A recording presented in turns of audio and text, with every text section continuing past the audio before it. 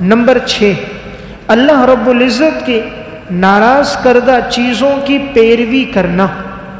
اللہ تعالیٰ جن چیزوں سے ناراض ہوتے ہیں، جو انسان ان کی پیروی کرے گا اور اللہ کی ملاقات کو ناپسند کرے گا، اللہ رب العزت اس کے سارے اعمال کو ضائع کر دیں گے۔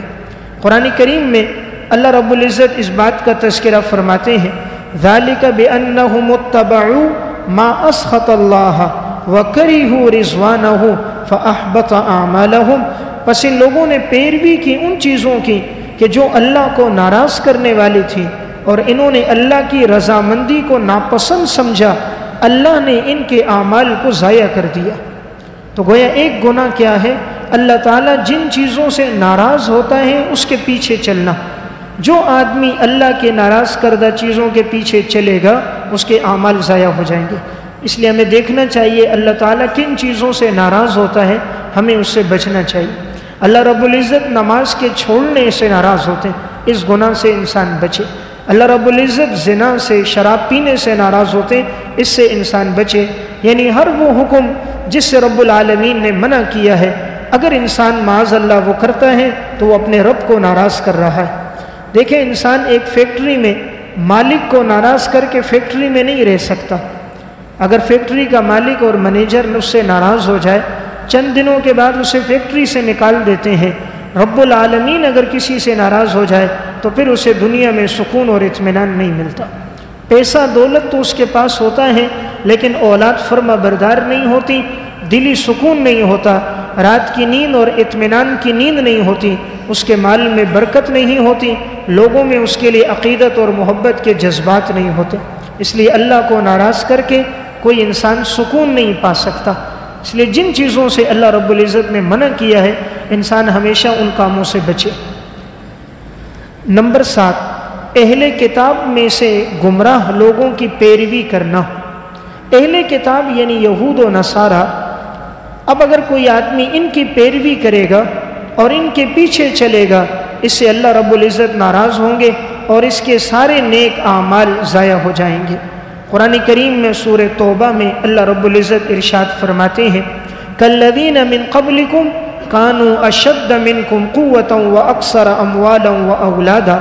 منافقین کو مخاطب کر کے کہا، تم سے پہلے جو لوگ تھے وہ تم سے زیادہ طاقتور تھے، تم سے زیادہ مال والے تھے، تم سے زیادہ اولاد والے تھے۔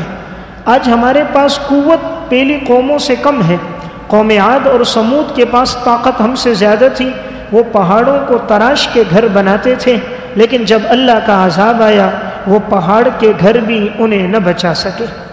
ان کے قد 60 ہاتھ ہوتے تھے، 300-400 سال ان کی عمریں ہوتی تھیں، اور ان کے قد کھجور کے تنوں کی طرح ہوتے تھے، لیکن جب اللہ کا عذاب آیا تو سارے ہواؤں میں بکھر گئے اور ہوا کے ساتھ باہر نکلے، ان کے جسم ہواؤں میں لہرانے لگے، آپس میں ٹکرائے اور کوئی بھی ان میں سے باقی نہ رہا۔ قرآن کریم سورہ حاقہ میں اللہ رب العزت ارشاد فرماتے ہیں، سخرها علیہم 7 لیال و8 ایام، ہم نے قوم عاد پر 7 دن 8 راتیں مسلسل ہم نے ان پر تیز و تند ہوا بھیجی، حصوما فطر القوم فیہا صرعا، پس یہ قوم کے لوگ سارے کے سارے زمین پر بچھڑے ہوئے پڑے تھے، کانہم اعجاز نخل خاویہ، گویا کہ کھجور کے تنے ہوں جنہیں جڑوں سے نکال دیا گیا ہو، فہل تری لہم من باقیہ، بتاؤ تو صحیح کیا روئے ارض پر کوئی انسان بچا؟ اللہ کا عذاب آئے تو کوئی باقی نہیں بچ سکتا۔ اس لیے اللہ نے فرمایا بتاؤ کوئی باقی بچا ہو، نہ قوم عاد میں سے کوئی بچا، نہ قوم سمود میں سے بچا۔ جب حضرت نوح علیہ السلام کی قوم پر عذاب آیا، ان پر عذاب پانی کی صورت میں آیا، آسمان سے بھی پانی برسا، زمین سے بھی پانی نکلا، یہاں تک کہ تنور سے بھی پانی نکلنے لگا۔ انہوں نے اپنے بیٹے کو مخاطب کر کے کہا، بیٹا ایمان لے آؤ، میرے ساتھ کشتی میں بیٹھ جاؤ، اللہ کے عذاب سے بچ جاؤ گے۔ لیکن نوح علیہ السلام کا بیٹا ایمان لے کر نہیں آیا، اور وہ کہنے لگا میں پہاڑ پہ چڑھ جاؤں گا اور میں اللہ کے عذاب سے بچ جاؤں گا۔ قرآن کریم نے اس کا تذکرہ کیا، وَنَادَى نُوحٌ ابْنَهُ وَكَانَ فِي مَعْزِلٍ يَا بُنَيَّ ارْكَب مَّعَنَا۔ نوح علیہ السلام نے اپنے بیٹے سے کہا، جبکہ اس کا بیٹا اس سے بالکل جدا اور تنہا ایک جگہ کھڑا تھا، پیارے بیٹے ہمارے ساتھ سوار ہو جاؤ، ولا تکم مع الکافرین، کافروں میں سے مت بنو۔ بیٹے نے کہا قال سآوی الی جبل یعصمنی من الماء، میں پہاڑ کے اوپر چڑھ جاؤں گا اور میں پانی سے بچ جاؤں گا، یعنی پانی زمین پر آئے گا۔ کافر بیٹے نے کہا میں پہاڑ پہ چڑھوں گا، اللہ کے عذاب سے بچ جاؤں گا۔ حضرت نوح علیہ السلام نے فرمایا لا عاصم اليوم من امر اللہ الا من رحم، نہیں کوئی بچ سکتا اللہ کے عذاب سے مگر جس پر تیرا اللہ رحم کرے۔ وحال بینہما الموج فکان من المغرقین، پس ان کے درمیان پانی کی موج حائل ہوئی اور یہ غرق ہونے والوں میں سے ہو گئے۔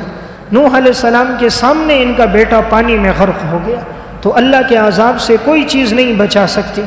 نوح علیہ السلام اللہ سے دعا کر رہے تھے، فقال رب ان ابنی من اہلی، اے اللہ یہ میرا بیٹا میرے اہل میں سے ہے، وان وعدک الحق، تیرا وعدہ تو برحق ہے، وانت احکم الحاکمین، تو فیصلہ کرنے والا ہے۔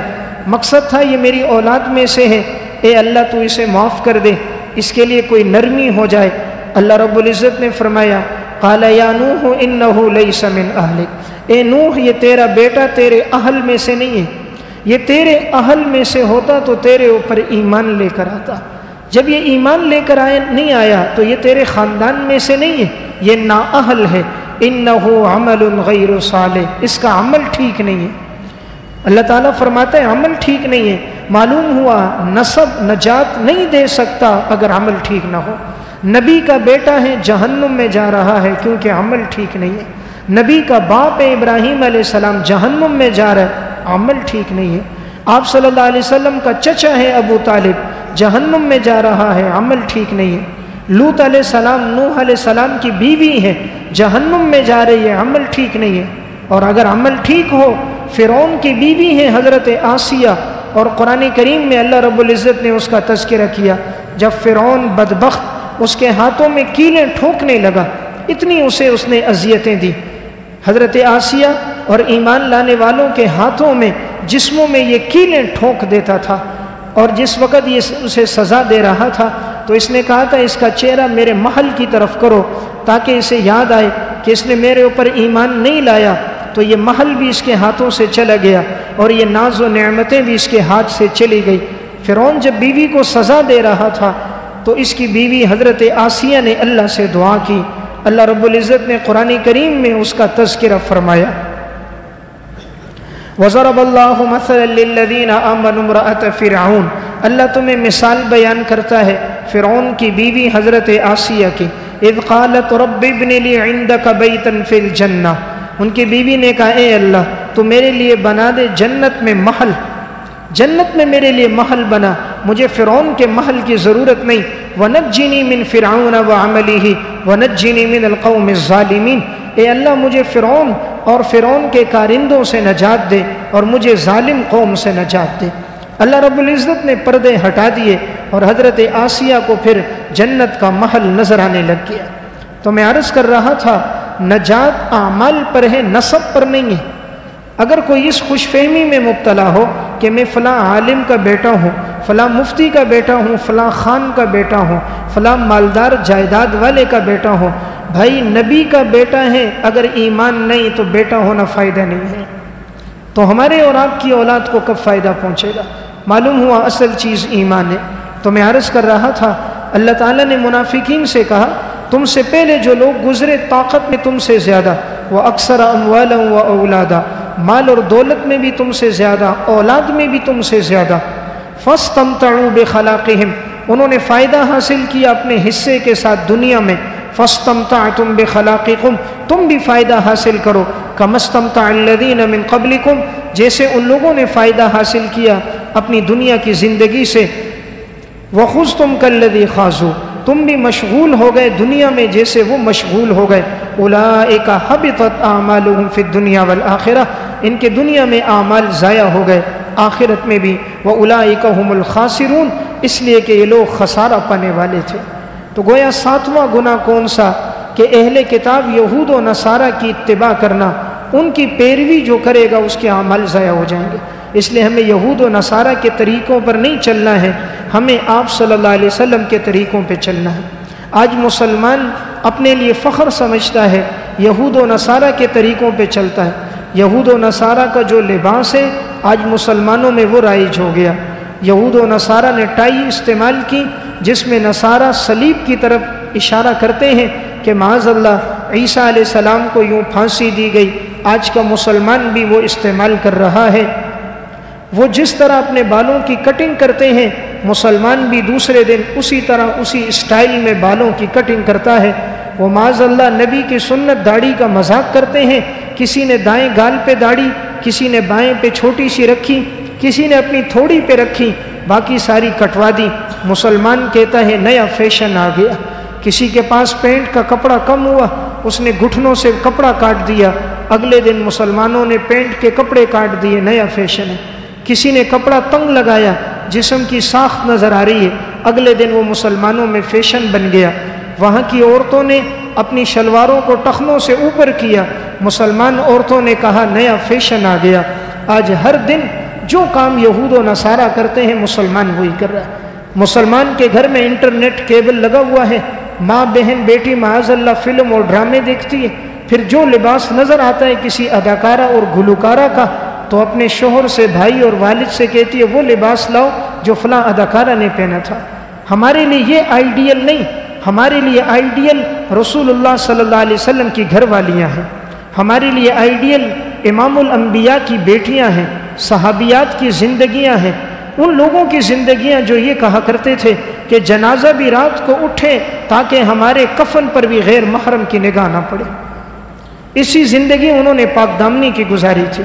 حضرت مولانا پیر ذوالفقار احمد نقشبندی صاحب دامت برکاتہم، حضرت کے خطبات میں ایک واقعہ ہے، فرماتے ہیں کہ ایک مرتبہ ہندوستان میں قحط سالی آ گئی، لوگ بڑی دعائیں کرتے رہے لیکن بارش نہ برسی، استسقاء کی نماز پڑھی پھر بھی بارش نہ ہوئی۔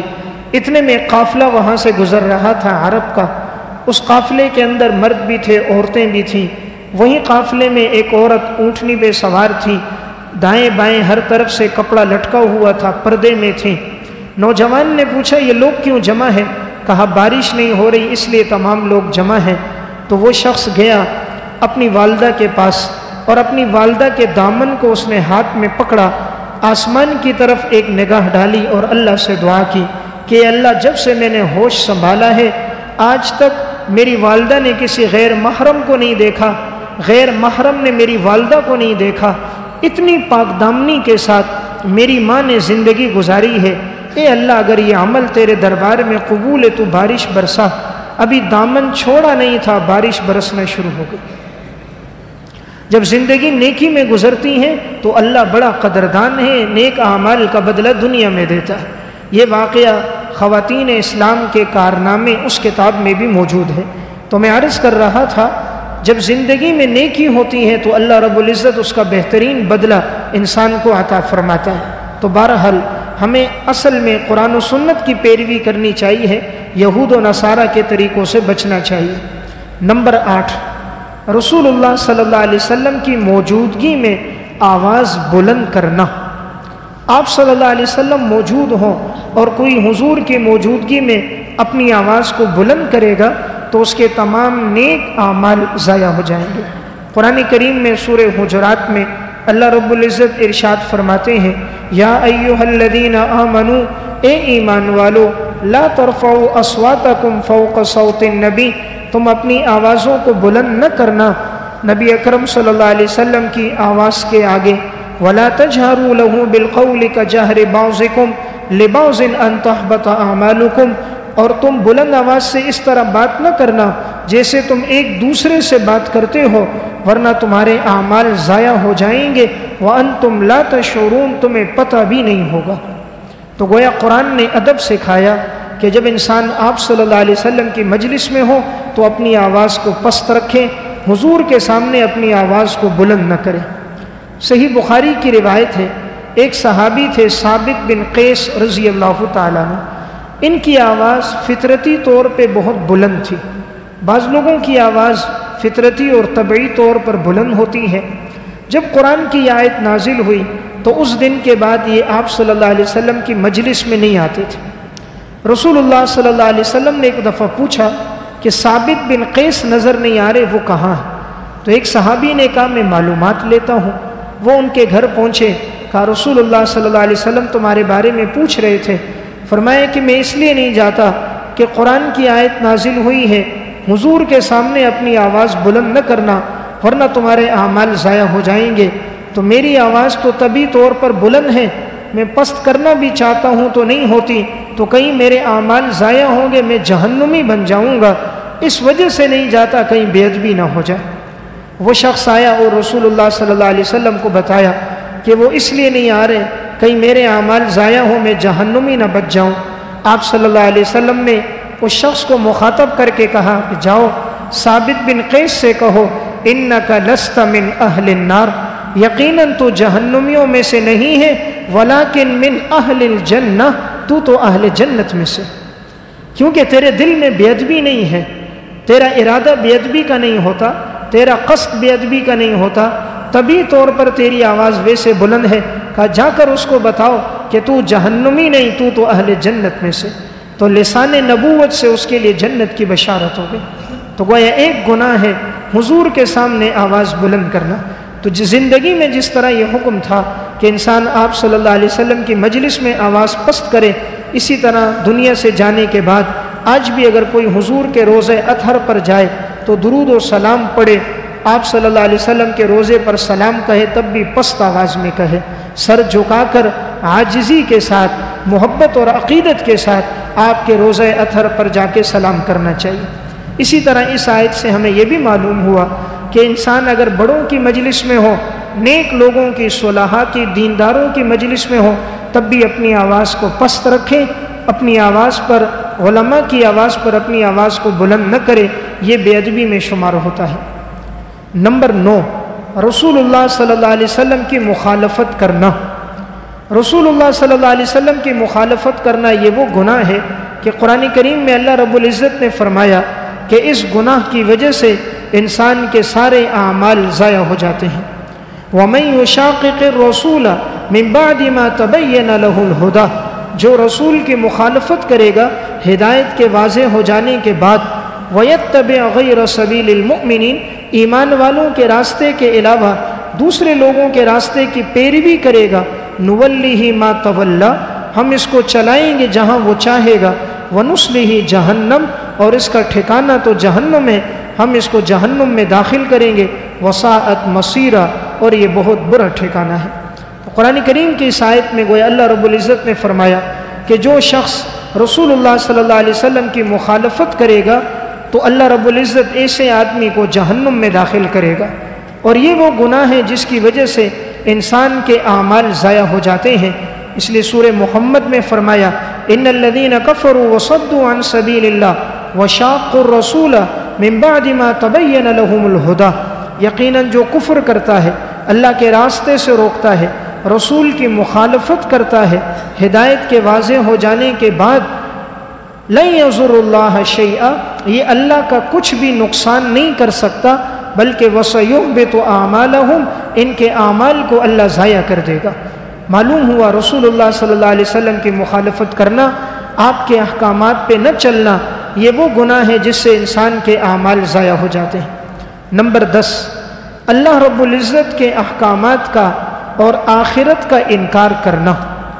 اللہ رب العزت نے جو احکامات ہمیں دین میں دیے ہیں، کوئی شخص اگر ان احکامات کو نہ مانے اور قیامت کے دن کا انکار کر دے تو اس کے سارے اعمال ضائع ہو جائیں گے۔ سورہ اعراف میں اللہ رب العزت فرماتے ہیں والذین کذبوا بآیاتنا ولقاء الآخرہ، جو لوگ ہمارے احکامات کو جھٹلاتے ہیں، آخرت کے دن کی ملاقات کو جھٹلاتے ہیں، حبطت اعمالہم، ان کے اعمال ضائع ہو جائیں گے، هل یجزون الا ما كانوا یعملون، انہیں بدلہ نہیں دیا جائے گا مگر جو وہ عمل کرتے ہیں۔ تو معلوم ہوا اللہ کے احکامات کا انکار کرنا، قیامت کے دن اللہ کی ملاقات کا انکار کرنا، یہ وہ گناہ ہے جس سے سارے اعمال ضائع ہوتے ہیں۔